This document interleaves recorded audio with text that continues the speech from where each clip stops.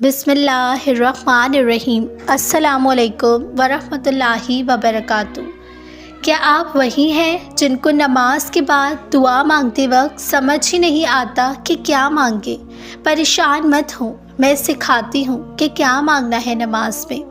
बहुत से लोग नमाज तो पढ़ लेते हैं, लेकिन नमाज के बाद जब दुआ के लिए हाथ उठाते हैं तो एकदम खाली हो जाते हैं। इनको समझ ही नहीं आता क्या मांगे और फिर वो दुआ मांगे बगैर ही उठ जाते हैं।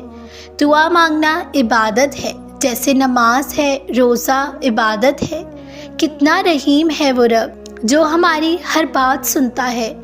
कितना रहीम रब है हमारा जो कहता है मुझसे तलब करो, मैं इस पर भी तुम्हें सवाब दूंगा।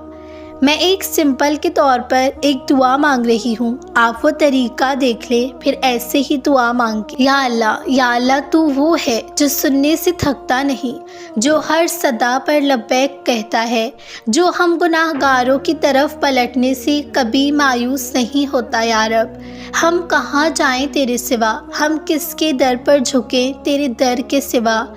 तू ही तो है जो रात के आखिरी पहर हमारे आंसू गिनता है और दिन के हंगामों में हमारी आवाज़ सुनता है, हमारी बे आवाज़ आहों को भी सुन लेता है।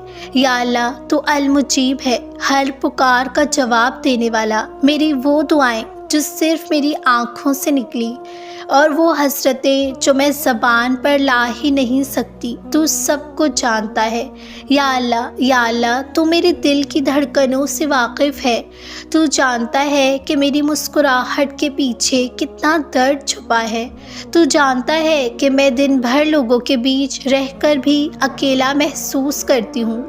तू जानता है कि रात की अंधेरों में मैं सिर्फ तुझे याद करती हूँ। या अल्लाह, जब भी मैं थक जाती हूँ, जब सजदे लंबे हो जाते हैं, जब दुआ करते हुए लफ्ज़ ख़त्म हो जाते हैं, तो बस इतना कह देती हूँ, या अल्लाह तू जानता है और तू वाकई जानता है। या रब, तू बस एक लम्हे में मेरे दिल के हर कोने को भर सकता है। तू चाहे तो मेरे रूठे नसीब बदल दे, तू चाहे तो मेरे हक़ में वो दरवाज़े खोल दे जिनके बारे में कभी ना सोचा था मैंने। या अल्लाह, मेरी इन दुआओं को कबूल फरमा जो सालों से दिल में क़ैद हैं, जो हर बार मांगने पर आँखों से बह जाते हैं, लेकिन पूरे यकीन के साथ मैं तुझसे दुआ मांगती हूँ। ऐ मेरे रब, मैं जानती हूँ कि मेरी ख़ताएँ बहुत हैं, मेरे गुनाह मेरे और तेरी रहमत के बीच दीवार बने हुए हैं, लेकिन तू तो गफ़ूर है, तू सितारे है, तू रहीम है। या अल्लाह, मेरे उन गुनाहों को माफ़ फरमा जो मेरी दुआ की कबूलियत में रुकावट बने हुए हैं। मेरी वो ख़ताएँ धो दे जो दिल को बोझल करती हैं और सजदों को बेरौनक करती हैं। जिस तरह तूने यूनुस अलैहिस्सलाम को अंधेरे में पुकारने पर बचा लिया, जिस तरह तूने मूसा अलैहिस्सलाम को दरिया में राह दे दी, ऐसा ही कोई करम कर दे मुझ पर। या अल्लाह, मुझे अपना कुर्ब दे दे, ऐसा कुर्ब जो किसी दुख से, किसी महरूमी से, किसी गुनाह से कमज़ोर ना हो।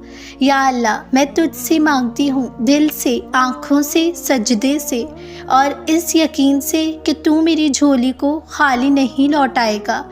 या रब, तू मेरे नसीब को खूबसूरत बना दे, मेरे दिल को सुकून दे दे, मेरी दुआओं को दुनिया और आखिरत में मेरे हक़ में कर दे और मुझे उन लोगों में शामिल कर दे जो तेरे करीब होते हैं, तेरे महबूब होते हैं। या अल्लाह, मुझे हिम्मत दे कि मैं हमेशा तेरी तरफ रुजू करती रहूं। मुझे ये तौफीक दे कि मेरी ज़बान पर हमेशा दुआ हो और मेरा दिल हमेशा तुझे याद करे। आमीन। कमेंट्स में ज़रूर बताएं कि क्या अब आप दुआ मांगेंगे। अपने दोस्तों के साथ भी शेयर करें जिनको दुआ मांगना नहीं आता।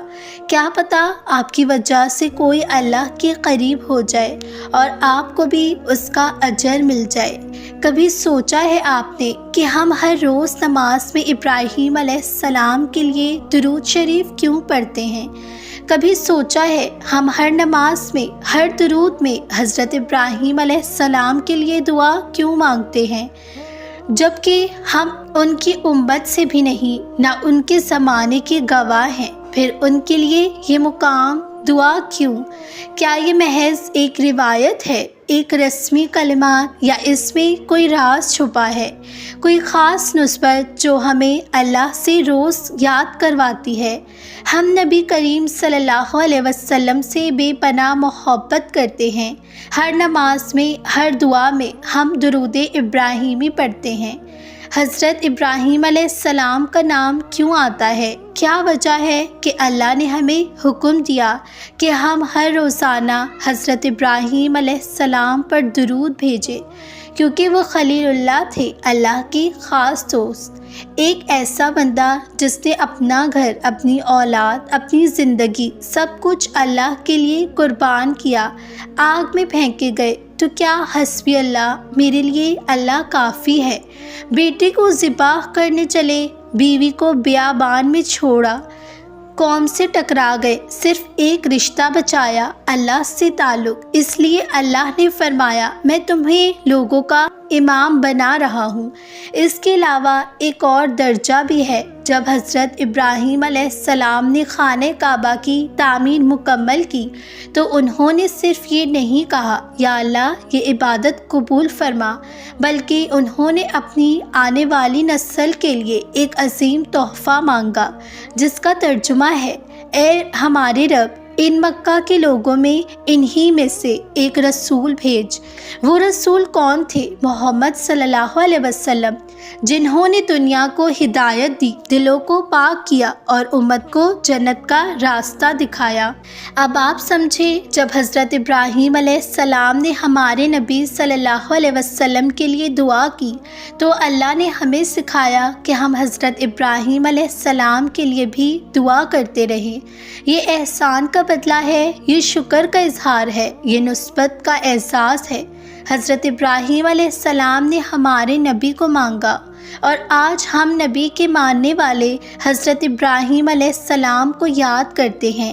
یہ رشتہ خون سے نہیں، دعا سے جڑا۔ کیا آپ نے آج سے دل سے حضرت ابراہیم علیہ السلام کے لیے دعا کی اور نبی کریم صلی اللہ علیہ وسلم کے لیے کی ہے؟ وہ نبی جو راتوں کو ہمارے لیے روتے تھے، جنہوں نے ہمیں نام لے لے کر یاد کیا، جن کے دل میں بس ہم ہی ہم تھے۔ ایک بار کمنٹ میں رسول صلی اللہ علیہ وسلم لکھ کر پوسٹ کر دیے۔ ایسے انسان کے ساتھ شیئر کریں جس کو یہ نہ معلوم ہو۔ ایمان کے سفر میں تھک جانا نارمل ہے، مگر رکنا خطرناک ہے۔ کبھی کبھی دل میں ایک سوال آتا ہے، میں پہلے اتنی محنت سے عبادت کرتی تھی، اب دل تھک سا گیا ہے، عبادت کا شوق بھی کم ہو گیا ہے، کیا میرا ایمان کمزور ہو گیا ہے؟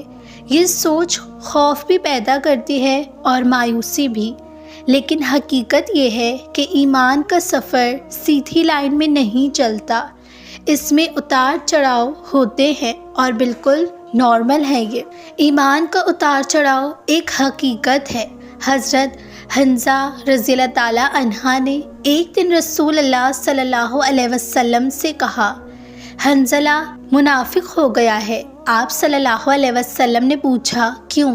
انہوں نے کہا، جب ہم آپ کے پاس ہوتے ہیں تو ایمان کا حال کچھ اور ہوتا ہے، اور جب گھر جاتے ہیں تو دل کی کیفیت بدل سی جاتی ہے۔ آپ صلی اللہ علیہ وسلم نے فرمایا، ایمان کا یہ حال سب کے ساتھ ہوتا ہے۔